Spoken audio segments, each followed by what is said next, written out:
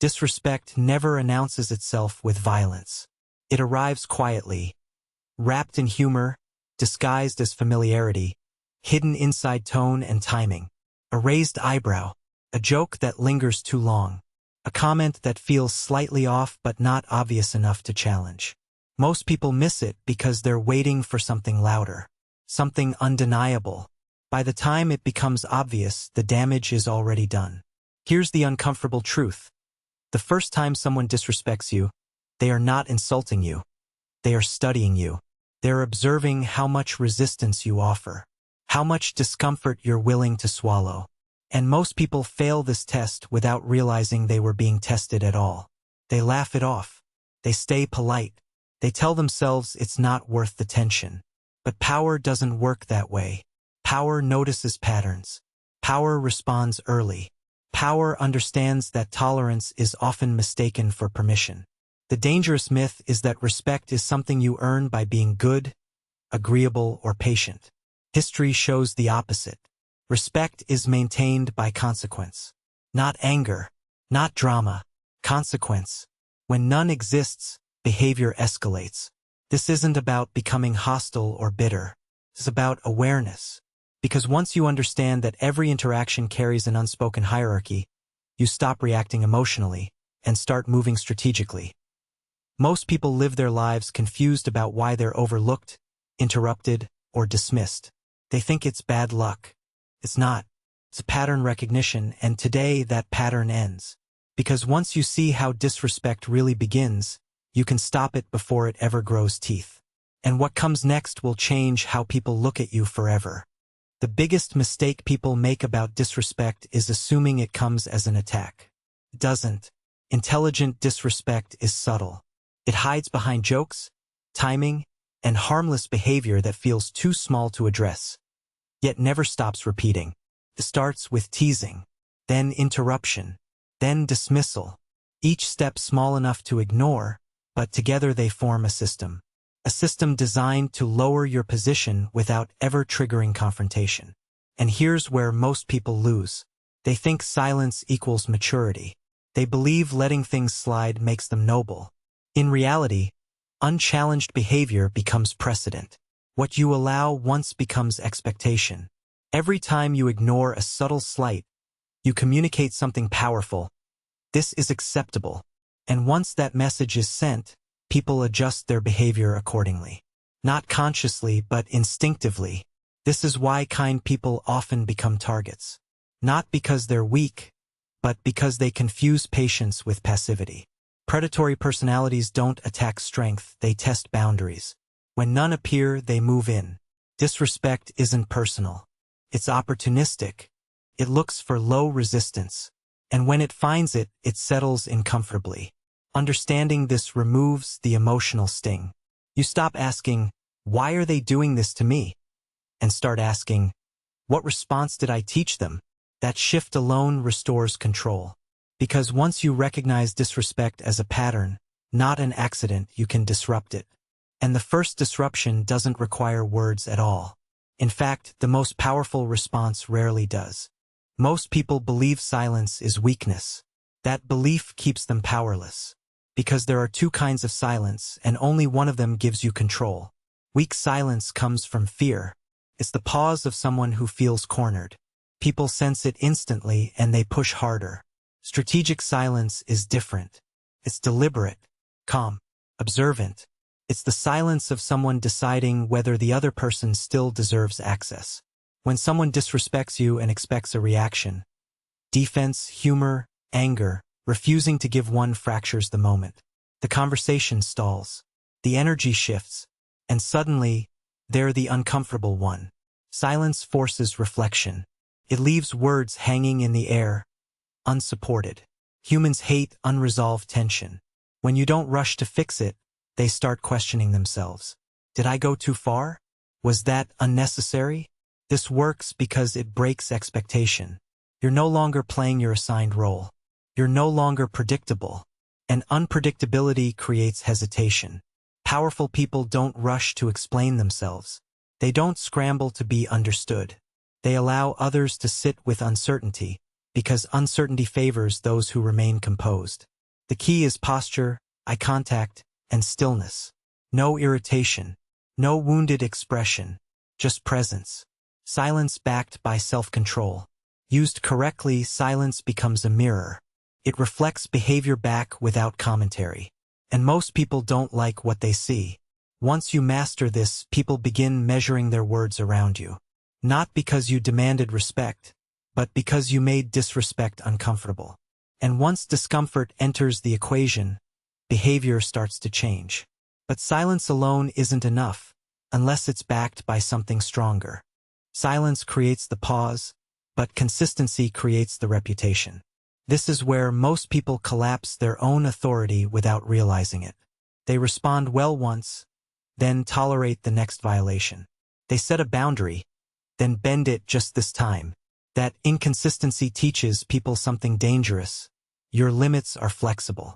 Human behavior follows the path of least resistance. If your standards shift depending on mood, context, or relationship, people will test them endlessly. Not out of cruelty but curiosity. Power isn't established in dramatic moments. It's built through repetition. The same response every time. Calm, predictable, unemotional. The individuals who command respect aren't loud. They're reliable. Everyone knows what happens when a line is crossed because it always happens. Inconsistency creates chaos. Consistency creates caution. And caution creates respect. When someone interrupts you and you stop speaking every single time without confrontation, they learn. When jokes at your expense are met with the same neutral withdrawal every time, they learn. When access to you decreases after disrespect without explanation, they learn. You don't need speeches. You need patterns. Consistency removes ambiguity. People stop guessing where you stand. They stop experimenting. Not because you're aggressive, but because the outcome is no longer worth the risk. This isn't harsh. It's humane. Clear rules reduce conflict. Unclear ones invite it. Once people realize your standards don't bend for convenience, they stop pushing. Not out of fear, but out of understanding. And understanding is the foundation of real authority. But consistency alone still isn't enough. Because some situations require something sharper, something unforgettable. Most responses to disrespect fail because they're proportional. Equal energy, equal tone, equal force, and equal responses are forgettable. A small offense deserves a response that lingers, not one that blends into noise. The goal isn't escalation, it's impact. When someone expects tolerance and receives distance, it disrupts their internal script. When they expect engagement and receive absence, it unsettles them. That discomfort lasts far longer than a verbal exchange ever could. This is where emotional withdrawal becomes powerful. Not as punishment, but as information. You're signaling that access to you is conditional. Someone mocks you publicly? You don't argue. You don't joke back. You disengage. Calmly. Completely. And suddenly they're left explaining themselves to others. Someone repeatedly disrespects your time? You don't complain. You stop accommodating. When they notice, your response is brief and neutral. No emotion. No justification. The disproportionate element isn't aggression. It's consequence. The reaction costs them something they assumed was guaranteed. This works because it violates expectation. People anticipate either submission or explosion. Calm removal from their reach confuses them. Memorable responses aren't loud. They're cold. When someone associates disrespect with loss of attention, access, or proximity, they calculate differently next time. This isn't about being cruel. It's about being clear. Respect grows where consequence exists. And once people associate crossing you with discomfort, your presence alone begins to regulate behavior. That's when something else starts forming, something deeper than response. An image. Before you speak, before you react, before you act, people decide how to treat you. That decision is based on perception. Your image does more work than your words ever could. Powerful presence isn't loud. It's controlled, measured, selective. It signals that your attention is valuable and not easily earned. This image isn't created through intimidation. It's built through restraint. through the ability to walk away, through emotional economy. People watch how you handle pressure, how you respond to disrespect, how quickly you disengage from chaos. And they remember. Reputation is built when others witness consequence without drama, when they see boundaries enforced without explanation. You don't chase clarity. You don't over-explain. You don't negotiate your worth. Selectivity creates value. When not everyone gets access to your time, words, or energy, those things gain weight. Consistency strengthens this image. Emotional steadiness protects it. People should feel a slight pause before testing you, not because you're aggressive, but because you're precise. The most respected individuals rarely argue. They don't need to. Their patterns speak for them. Once this image solidifies, disrespect declines, not because you demanded better treatment, but because people pre-adjust their behavior. Your presence becomes preventative. And when presence does the work, responses become rare. But the highest level of control comes when you stop taking disrespect personally and start seeing it as data. Disrespect is information. Once you understand that, it loses its emotional power. Every slight reveals something. Timing, audience, pattern, motivation. Who disrespects you privately but not publicly? Who does it after your success? Who does it only when they feel threatened? These are not random behaviors. They're signals. Instead of reacting emotionally, observe, collect, categorize. Someone who disrespects you when others aren't watching reveals cowardice. Someone who does it when you're advancing reveals insecurity. Someone who resents your boundaries reveals entitlement. This intelligence is invaluable. It tells you who to trust, who to limit, and who to distance from. Most people ignore these signs because they want harmony. They explain behavior away. They assume good intent. But patterns don't lie. Once you see disrespect as a filter, it becomes useful. It removes low-quality individuals before they cause real damage. You stop asking for clarity and start adjusting access. This perspective shift makes you emotionally untouchable. The insult no longer lands. It simply informs. And when people realize their behavior doesn't provoke reaction, but consequence, they reveal themselves faster. The calm observer always holds the advantage. Because power isn't loud. It's informed. And once you combine awareness with restraint, something changes permanently: how people approach you. Most disrespectful behavior isn't confidence. It's compensation. People put others down to stabilize their own insecurity. They interrupt to dominate. They mock to deflect attention. They dismiss to avoid feeling threatened. Understanding this removes the urge to defend yourself. Defense assumes accusation matters. It doesn't. When you remain composed, you deny them the emotional feedback they're seeking. And without that feedback, the behavior collapses. Disrespect thrives on reaction. Starve it, and it weakens. This is why calm responses are devastating. They expose imbalance without confrontation. People expect you to match their energy. When you don't, they're left holding it alone. This dynamic flips control instantly. You're no longer proving anything. You're evaluating. Once people realize you're not an easy emotional target, they move on. Predatory personalities avoid resistance. They seek convenience. Boundaries don't repel good people. They repel opportunists. And over time, something shifts in your environment. The quality of interactions improves. The noise reduces. The testing stops. Not because you changed others, but because you changed the cost. And when cost exists, behavior adjusts. But this transformation doesn't happen overnight. It compounds. And the final stage is where everything locks into place. When you consistently apply these principles, your reputation begins to move ahead of you. People hear about you before meeting you. Not through rumors, but patterns. Be careful how you speak. They don't tolerate nonsense. They're calm but firm. That reputation becomes self-reinforcing. People approach you differently from the start. You're no longer proving boundaries, you're maintaining them. This is where life simplifies. Less conflict, less explanation, less correction. High-quality individuals respect clarity. They prefer it. Low-quality ones disappear quietly. You don't become isolated. You become selective. and selectivity creates peace. This is the reward of restraint. But the final truth is this: none of this works if applied emotionally. These principles demand patience, discipline, control. Every time you uphold a boundary, you invest in your future reputation. Every time you fold, you withdraw from it. And reputation compounds whether you manage it or not. So the question isn't whether people will test you. They will. The question is what they learn when they do. Because once they learn you're not available for disrespect, everything changes. And the moment you realize that, you stop playing defense forever. At a certain point, you stop needing to respond at all. That's when power becomes quiet. People who once tested you now hesitate. Conversations soften. Jokes are reconsidered before they're spoken.